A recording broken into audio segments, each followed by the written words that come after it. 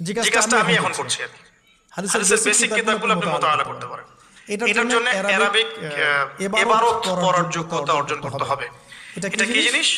এটা হচ্ছে জবর জের পেশ ছাড়া আরবি পড়ার যোগ্যতা। এখন যে কোরআন তেলাওয়াত আপনি শিখবেন সেটা হচ্ছে জবর জের পেশ দেয়া কোরআন আপনি পড়বেন, তাই না?